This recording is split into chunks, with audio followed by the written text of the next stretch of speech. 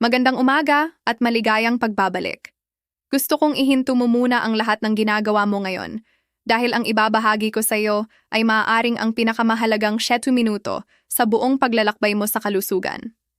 Ako si Dr. Danilo Reyes at bago ako gumugol ng mga dekada sa medisina ng operasyon, akala ko ang pagtanda ay isang bagay na nangyayari na lang sa iyo tulad ng panahon.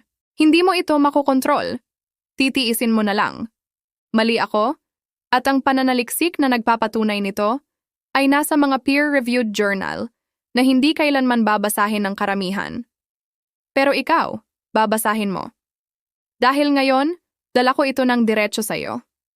Narito ang naging dahilan ng malalim kong pagkabigla. Isang makasaysayang pag-aaral mula sa University of the Philippines na sinundan ang mahigit 4,000 matatanda sa pagitan ng edad 70 at 85 sa loob ng 2 taon. Ang natuklasan nila ay kahanga-hanga. Ang mga taong nagpanatili lamang ng 5 tiyak na pisikal at pamumuhay na marker ay may biological age na average na 16 taon na mas bata kaysa sa kanilang chronological age, 16 taon. Ibig sabihin, isang 8 taong gulang na katawan na gumagana tulad ng 64 taong gulang. Hindi sa teorya, kundi sa aktwal na masusukat na klinikal na katotohanan. At narito ang talagang nakakuha ng aking buong pansin. At gusto kong hawakan mo ang ideyang ito dahil babalikan natin ito. Ang numero 1 marker sa listahang iyon, ang pinakamakapangyarihang tagapagpahiwatig kung ang iyong katawan ay tumatanda pabalik, ay walang kinalaman sa mamahaling suplemento, walang kinalaman sa operasyon, walang kinalaman sa anumang babayaran ng insurance mo. Ito ay isang bagay na maaari mong gawin sa bahay ng libre simula ngayon.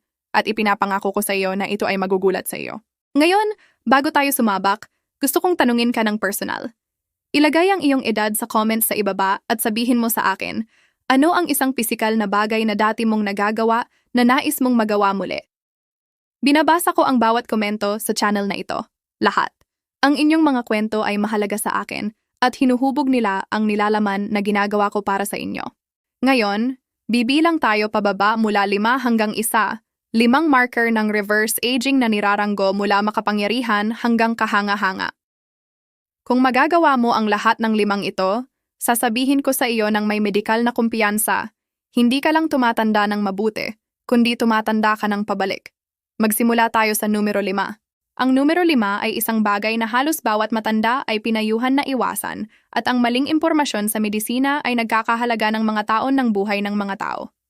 Pinag-uusapan ko ang single leg balance, ang kakayahang tumayo sa isang paa na nakapikit ang mata ng hindi bababa sa 10 segundo. Mukhang katawa-tawa ito sa pagiging simple, hindi ba? Pero pakinggan ang sinasabi ng agham. Isang pag-aaral na inilathala sa British Journal of Sports Medicine noong 2022 ay sinundan ang mahigit 1,700 na matatanda sa pagitan ng edad 51 at 75. Natuklasan ng mga mananaliksik na ang mga hindi makumpleto ang 10 segundong one-leg stand ay may 84% na mas mataas na panganib ng kamatayan mula sa anumang sanhi sa susunod na dekada.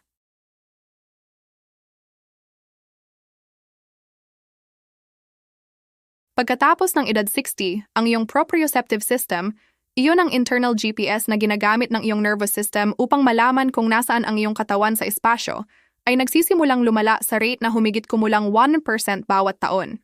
Isipin ito na parang mga sensor sa self-driving car na unti-unting nawawala. Kapag nabigo ang mga sensor, lumilipat ang sasakyan. Kapag nabigo ang proprioception mo, nahuhulog ka. At ang pagkahulog sa edad 75 ay hindi lang pasa sa tuhod, ito ay sirang balakang. At ang sirang balakang, ayon sa istatistika, ay may 30% one-year mortality rate sa mga matatanda na mahigit 80. Pero narito ang magandang bagay. Ang sistemang ito ay masasanay sa anumang edad. Ang utak ay nagpapanatili ng neuroplasticity na ang ibig sabihin ay kakayahang muling i-wire at itayo muli hanggang sa ikasiyam na dekada ng buhay. Isang pag-aaral mula sa isang institusyon sa Pilipinas ay nagpakita na 6 na linggo lamang ng pang-araw-araw na pagsasanay sa balanse sa mga matatanda na mahigit 75 ay nagbawas ng panganib ng pagkahulog ng 47% at nag-improve ng neural pathway density sa cerebellum, ang bahagi ng utak na nagko-coordinate ng paggalaw. May pasyente ako si Margarita, 78 taong gulang mula Quezon City. Dumating siya sa akin pagkatapos ng kanyang pangalawang maliit na pagkahulog sa 1 taon. Natakot siya ng husto. Sinabi niya sa akin na tumigil na siyang pumunta sa mga eskwelahan ng kanyang mga apo dahil natatakot siya sa hindi pantay na semento. Sinimulan namin siya sa simpleng pang-araw-araw na protocol sa balanse. Turn sa segundo bawat paa, mata bukas. Pagkatapos ay umusad kami sa mata nakapikit. Sa loob ng 90 araw, si Margarita ay nakakadalo na sa mga soccer games ng kanyang apo, naglalakad sa damuhan ng walang takot. Tinawagan niya ang aking opisina habang umiiyak. Ang tawag na iyon ang dahilan kung bakit ko ginagawa ito. Narito kung paano magsanay. Tumayo malapit sa counter o pader para sa kaligtasan. Iangat ang isang paa ng bahagya sa lupa at hawakan hanggat kaya mo. Umusad hanggang 10 segundo. Pagkatapos ay hamunin ang sarili ng nakapikit ang mata. Gawin ito araw-araw, mainam sa umaga bago mapagod ang mga kalamnan. Ang synergy tip dito ay ipagsama ang pagsasanay na ito sa anumang uri ng strength training dahil ang mas malalakas na kalamnan ay nagbibigay ng mas maaasahang feedback sa iyong sistema ng balanse. At ang dalawang sistema ay nagpapalakas sa isa't isa ng exponential. Ngayon, lumipat tayo sa numero 4. At ito ay magbabago sa paraan ng pag-iisip mo tungkol sa isang bagay na ginagawa mo araw-araw. Ang numero 4 ay grip strength particular. Kung kaya mong mapanatili ang grip force na hindi bababa sa 26 kilon para sa mga lalaki o 16 kilon para sa mga babae. Ito ang clinical na threshold na ginagamit ng mga ospital sa buong mundo upang suriin ang tinatawag na sarcopenia, na siyang medikal na termino para sa age-related muscle loss. Kung hindi mo alam ang iyong grip strength number, iyon ang gusto kong malaman mo. Dahil maaaring ito ang pinakamahalagang sukat na hindi mo sinusubaybayan. Narito kung bakit napakahalaga ng grip strength. Isang malaking pag-aaral na inilathala sa The Lancet, isa sa pinakaprestihiyosong medical na journal sa planeta, ay nag-analisa ng grip strength data mula sa 140,000 matatanda sa 17 bansa. Ang konklusyon ay malinaw at walang duda. Ang grip strength ay mas malakas na tagapagpahiwatig ng cardiovascular death kaysa sa systolic blood pressure. Hayaan mong ulitin ko iyon para sa mga nasa likuran. Ang iyong kamayan ay mas mahusay na naghuhula ng panganib ng atake sa puso kaysa sa iyong blood pressure reading. Ang talagang sinusukat ng grip strength sa isang tumatandang katawan ay ang kabuuang musculoskeletal reserve. Pagkatapos ng edad 70, ang katawan ng tao ay nawawala ng muscle mass sa rate na humigit kumulang 1 hanggang 2% bawat taon. Sa isang proseso na tinatawag ng mga siyentipiko na anabolic resistance. Ibig sabihin, unti-unting nawawalan ng kakayahan ang iyong mga kalamnan na tumugon sa protina at ehersisyo tulad ng dati noong bata ka pa. Isipin ang anabolic resistance na parang kalawang na kandado. Ang susi, iyon ang iyong protina intake at ang ehersisyo ay pareho. Pero hindi na madaling umikot ang kandado. Ang grip strength ay nagsasabi sa atin kung gaano nakalawang ang kandado. Ang intervention ay mas simple kaysa sa iniisip mo. Resistance-based hand exercises gamit ang therapy putty o grip strengthener device, ginagawa 3 beses sa isang linggo sa loob lamang ng 30 minuto, ay ipinakita sa pananaliksik mula sa isang universidad sa Pilipinas na nagpapataas ng grip force ng hanggang 31% sa mga matatanda sa loob ng 16 na linggo. 31%, hindi iyon marginal na pagpapabuti. Iyon ay pagbabalik ng isang dekada ng lakas. At ang synergy dito ay protein timing. Ang pananaliksik mula sa isang medikal na sangay sa Pilipinas ay nagpakita na ang pagkonsumo ng 25 hanggang 30 gram ng dekalidad na protina sa loob ng 30 minuto.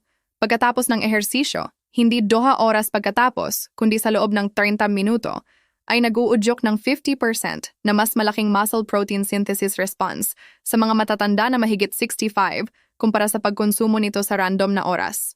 Mahalaga ang window. Tumitik ang orasan sa sandaling ibaba mo ang mga weights. Ngayon ay nasa numero 3 na tayo at gusto kong huminto sandali dito. Kung nakakatulong sa iyo ang impormasyong ito, kung nararamdaman mong natututo ka ng isang bagay ngayon na hindi sinabi sa iyo ng doktor mo, mangyaring maglaan ng 3 segundo ngayon at pindutin ang subscribe button at bigyan ng thumbs up ang video na ito. Malaking pagsisikap ang inilalagay ko sa bawat piraso ng content sa channel na ito dahil naniniwala ako na walang sino man na mahigit 60 ang dapat iwanang walang access sa tunay na science-backed na impormasyon sa kalusugan. Ang subscribe button na iyon ang paraan para siguraduhin mong hindi mo makaligtaan ang susunod. Salamat! Taos puso. Ngayon balik tayo sa maaaring pinaka-underestimated na marker ng reverse aging sa buong listahan. Ang numero 3 ay VO2 max. Ang maximum na kakayahan ng iyong katawan na gamitin ang oxygen sa panahon ng matinding ehersisyo. Bago maging madilim ang iyong mga mata, manatili sa akin dahil ipapaliwanag ko ito sa paraang maiintindihan mo kung bakit maaaring matukoy ng numerong ito kung ilan pang kaarawan ang iyong ipagdiriwang.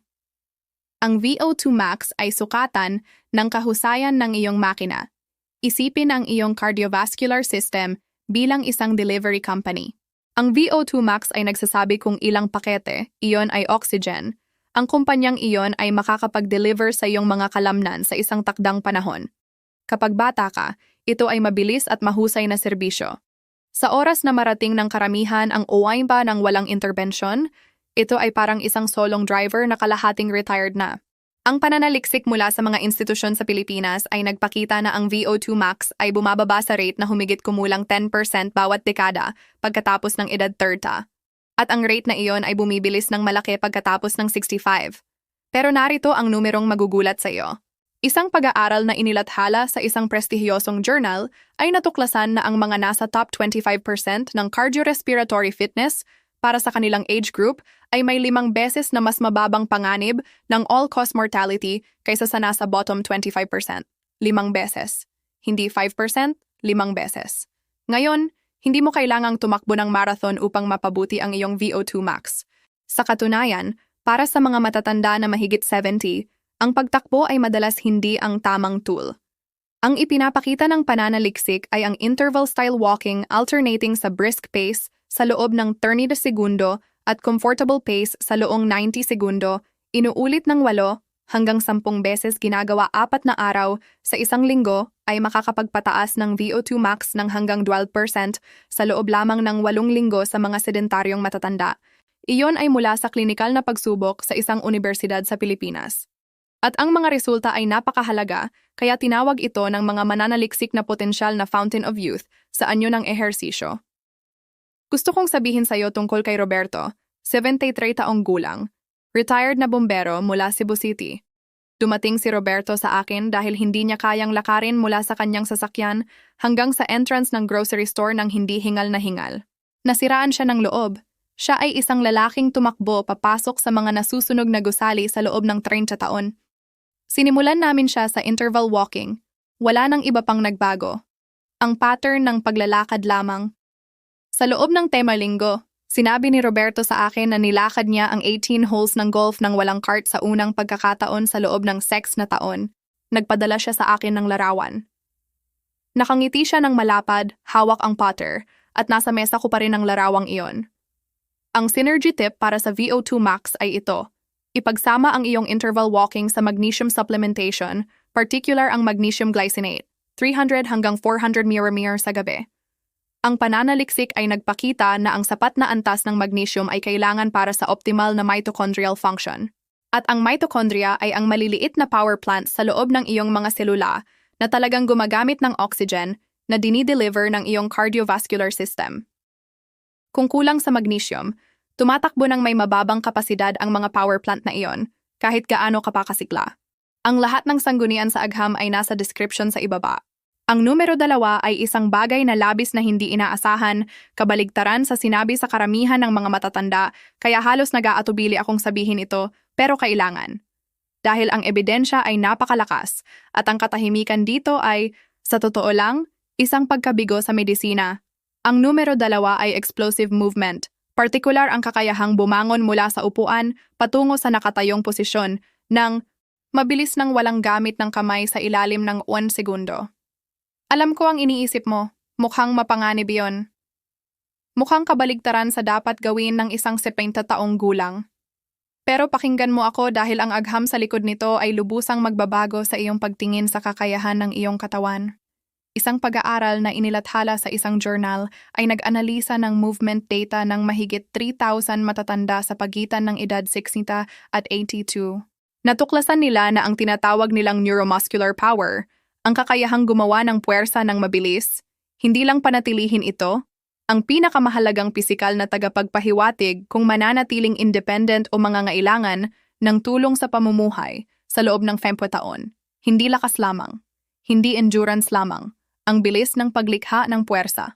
Narito kung bakit ito napakahalaga sa biology ng pagtanda. Pagkatapos ng edad 65, ang iyong katawan ay unti-unting nawawalan ng tinatawag na type 2 muscle fibers. Ang fast-twitch fibers na responsable para sa mabilis at explosive na paggalaw. Isipin ang mga ito bilang mga sasakyan ng iyong katawan. Sila ang unang kinakalawang, unang nawawala. At kapag nawala sila, ang pang-araw-araw na gawain ay nagiging lubhang mahirap.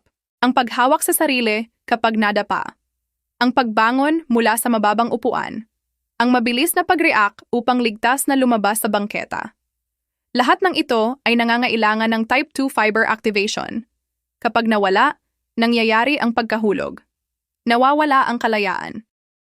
Pero ang kahangahangang natuklasan na nagbago sa buong diskarte ko sa senior fitness ay ang type 2 fibers ay tumutugon sa pagsasanay sa anumang edad. Isang makasaysayang pag-aaral ay naglagay ng mga matatanda sa pagitan ng OT7 at 96 sa isang 10-linggong Progressive Resistance Training Program.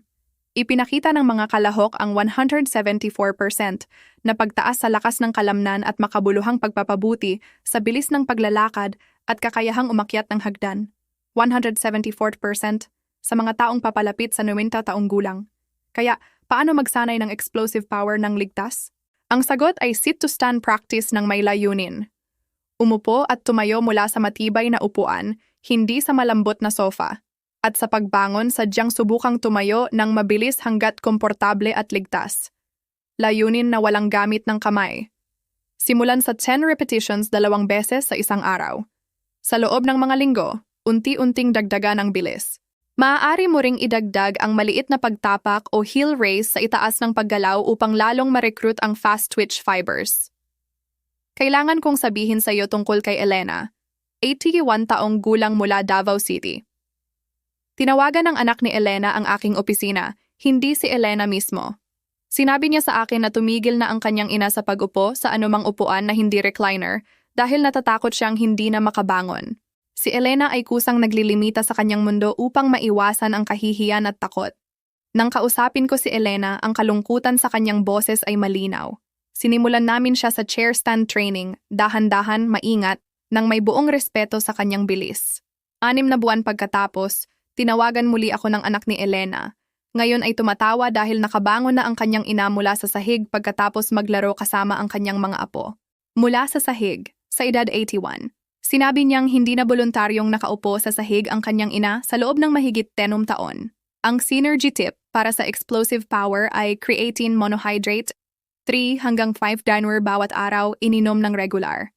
Ito ay hindi suplemento para sa bodybuilders.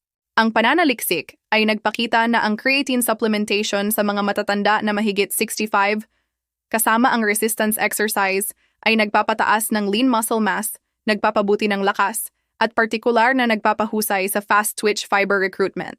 Ito ay isa sa pinaka-pinag-aralan at pinaka-validated na suplemento sa sports science at halos walang halaga. Ipagsama ito sa iyong chair stand practice at ang mga resulta ay lalago ng malaki. Ang mga sanggunian ay nasa description. At ngayon, ay narating na natin ang numero 1, ang pinakamakapangyarihang marker ng reverse aging, ang isa na binanggit ko sa simula. At gusto kong maunawaan mo ang isang bagay bago ko sabihin kung ano ito. Matagal na akong nasa medisina. Nakita ko ang mga pasyente na may pera, may access, may lahat ng bentahe, na nabigo sa pagtanda ng mabuti. At nakita ko ang mga pasyente na walang-wala, walang gym membership, walang mamahaling suplemento, walang doktor na madaling tawagan, na umunlad hanggang sa huli ng 80s, na may sigla ng 1-2 dekada na mas bata. At kapag tiningnan ko kung ano ang naghiwalay sa dalawang grupo, palaging bumabalik ito dito. Ang numero 1 ay restorative sleep architecture, particular ang kakayahang consistent na makamit ang 5 hanggang 6 na sleep cycles. Bawat gabi na may sapat na slow-wave deep sleep ang yugto na tinatawag ng mga siyentipiko na N3 na bumubuo ng hindi bababa sa 20% ng kabuuang oras ng tulog mo. Alam kong narinig mo na mahalaga ang tulog. Lahat ay nagsasabi na mahalaga ang tulog. Pero ang hindi nila sinasabi sa'yo, ang inihahayag lamang ngayon ng pananaliksik ng may malinaw na sorpresa, ay ang tulog ay hindi passive recovery. Ang tulog, sa antas ng selula at neurological, ay marahil ang pinaka-agresibong anti-aging intervention na maaaring gamitin ng iyong katawan. At ang karamihan sa mga mahigit 65 ay ginagawa ito ng lubhang mali. nang walang kasalanan nila. Narito ang agham na nagbago ng lahat para sa akin. Ang mga mananaliksik sa isang universidad sa Pilipinas ay nagpakita na sa panahon ng slow-wave deep sleep, ang utak ay nagpapagana ng isang bagong tuklas na waste clearance system na tinatawag na glymphatic system, na ang ibig sabihin ay built-in na cleaning crew ng iyong utak. Ang sistemang ito ay naglilinis ng mga nakakalason na protina fragments, kabilang ang amyloid beta at tau proteins, na siyang mga protina na nag-iipon sa utak ng mga pasyente ng Alzheimer's. Isipin ang glymphatic system na parang pressure washer para sa iyong mga neuron. Ito ay tumatakbo lamang sa deep sleep at tumatakbo ng maayos. Ang nakakatakot na kabaligtaran ay ang nangyayari kapag nababagabag ang deep sleep. Isang pag-aaral ay natuklasan na isa lamang gabing kulang sa tulog ay nagdulot ng 5% na pagtaas sa amyloid beta accumulation sa utak ng tao, isang gabi. Ngayon, i-multiply iyon sa mga taon ng fragmented sleep, na siyang nararanasan ng karamihan sa mga matatanda na mahigit 65 at mauunawaan mo ang tunay na halaga ng tinatawag nating hindi maganda ang tulog. Pero ang krisis na tiyak sa pagtanda ay mas malalim pa. Pagkatapos ng edad 65, ang katawan ay gumagawa ng mas kaunti ng hormone na tinatawag na growth hormone, na sa kabila ng pangalan ay walang kinalaman sa pagtaas ng height at lahat ay may kinalaman sa cellular repair, tissue regeneration, immune function, at body composition. Ang growth hormone ay inilalabas halos eksklusibo sa panahon ng deep sleep. Ang pananaliksik ay nagpakita na ang mga matatanda na mahigit 70 ay gumagawa ng 60 hanggang 70% na mas kaunting growth hormone sa tulog kumpara sa mga nasa 30s. Hindi iyon maliit na pagkakaiba. Iyon ang pagkakaiba sa pagitan ng katawang epektibong, nag-aayos sa sarili at katawang unti-unting nahuhuli sa sariling maintenance. Kaya, ano ang gagawin mo? Dahil dito nagkakamali ang karamihan ng sleep advice para sa mga matatanda. Ang sagot ay hindi lamang matulog ng mas matagal. Ang sagot ay sleep architecture, ibig sabihin ang kalidad at istruktura ng iyong sleep cycles, hindi lang ang tagal. At ang pinakamakapangyarihang bagay na magagawa mo upang protektahan ang iyong deep sleep architecture ay ang magtatag ng tinatawag ng sleep scientists na circadian anchor. Ibig sabihin ay gumising sa eksaktong parehong oras araw-araw. Oo, kabilang ang weekends, kahit anong oras ka matulog. Ang solong gawin na ito, suportado ng pananaliksik, ay nagre-regulate ng iyong adenosine system na siyang natural na sleep pressure mechanism ng katawan at consistent na nagpapataas ng proportion ng deep sleep na nakakamit mo bawat gabi ng hanggang 30% sa loob ng 4 na linggo. Ang pangalawang intervention ay light exposure. Ang pagkuha ng 10 minutong natural na sikat ng araw sa iyong mga mata, hindi sa bintana kundi direkta sa labas sa loob ng 30 minuto. Pagkatapos gumising ay nag-uudyok ng cortisol pulse na nagsiset ng iyong circadian clock at naghahanda sa utak para sa mas malalim na tulog 16 oras pagkatapos. Ito ay isa sa pinakamakapangyarihan, libre at hindi napapansin na tool sa senior sleep medicine. Ang pangatlong intervention ay temperatura. Kailangan ng iyong katawan na ibaba ang core temperature nito nang humigit kumulang 1 hanggang 1.5 degrees Celsius upang simulan at mapanatili ang deep sleep. Ang pagtulog sa silid na may temperatura sa pagitan ng 18 hanggang 20 degrees Celsius ay ipinakita sa pananaliksik na makabuluhang nagpapataas ng oras sa slow-wave sleep sa mga matatanda. Kailangan kong sabihin sa iyo tungkol kay Guillermo, 77 taong gulang, retired na principal mula Baguio City. Si Guillermo ay hindi dahil sa sleep problems ang dumating sa akin. Dumating siya dahil sa concerns sa memorya. Nakakalimutan niya ang mga pangalan. Nakakalimutan kung saan niya inilagay ang mga bagay. Pakiramdam ay malabo sa hapon sa mga paraan na nakakatakot sa kanya at sa kanyang asawa. Nang detalyadong pag-usapan namin ang kanyang sleep habits, agad na naging malinaw ang larawan. Siya ay natutulog sa iba't ibang oras gabi-gabi, natutulog sa mainit na silid, hindi nakakakuha ng morning sunlight, at nagigising ng 2 hanggang 3 beses sa gabi. Hindi siya natutulog, nakaligtas lamang siya sa kawalan ng malay. Binago namin ang 3 bagay, 3 lamang. Consistent na oras ng paggising, mas malamig na silid, morning outdoor walks. Sa loob ng 8 linggo, sinabi sa akin ng asawa ni Guillermo, at ito ay direktang quote na hindi ko malilimutan. Sabi niya, nabalik ko na ang asawa ko. Napabuti ang kanyang recall. Nawala ang kanyang hapon na malabo. Muling nagsulat siya, Isang bagay na iniwan niya 2 taon na ang nakalipas dahil hindi siya makapokus. Ang synergy tip para sa sleep architecture ay magnesium glycinate, ang parehong suplemento na nabanggit ko para sa VO2 Max, at hindi ito nagkataon. Ang magnesium ay may kritikal na papel sa pag-regulate ng GABA receptors sa utak, na siyang mga receptor na tinarget ng karamihan sa sleep medications, pero walang dependency o pagkahilo sa umaga. 300 hanggang 400 mg ng magnesium glycinate, ininom 30 hanggang 60 minuto bago matulog, ay ipinakita sa clinical trials na nagpapataas ng sleep duration, nagpapabuti ng sleep efficiency, at nagbabawas ng nighttime waking sa mga matatanda. Ito ay ligtas, mura, at kahanga-hangang epektibo. Ang lahat ng sanggunian sa agham, link ng pag-aaral, at rekomendasyon sa suplemento na nabanggit sa video ngayon ay nakalista sa description sa ibaba. Mangyaring suriin ang mga ito. Mangyaring ibahagi sa isang taong mahal mo. Ngayon, hayaan mong pagsama-samahin ko ito lahat dahil ayaw kong umalis ka ngayon na may listahan lamang. Gusto kong umalis ka na may higit pa rito. Gusto kong umalis ka na may pag-unawa. Ang 5 marker na tinakpan natin ngayon, single leg balance, grip strength, VO2 max, explosive movement power, at restorative sleep architecture, ay hindi arbitrary. Hindi ito imbensyon ng isang wellness influencer. Ito ay ang masusukat, validated, peer-reviewed na mga bakas ng katawang lumalaban sa panahon. At ang nag-uugnay sa lahat ng 5 ay ang malalim at magandang katotohanan ito. Ang iyong katawan, sa anumang edad na nanonood ka ngayon, ay may kakayahang magbago pa rin. Ito ay nakikinig pa rin. Ito ay tumutugon pa rin. Ang usapan sa pagitan mo at ng iyong biology ay hindi pa tapos. Hindi ito matatapos hanggang sa huli. At hindi pa tayo malapit doon. Nakaharap na ako sa mga pasyente na 79 taong gulang at kumbinsido na ang kanilang pinakamagandang araw ay nasa likuran na. Nakita ko ang mga pasyenteng iyon 1 taon.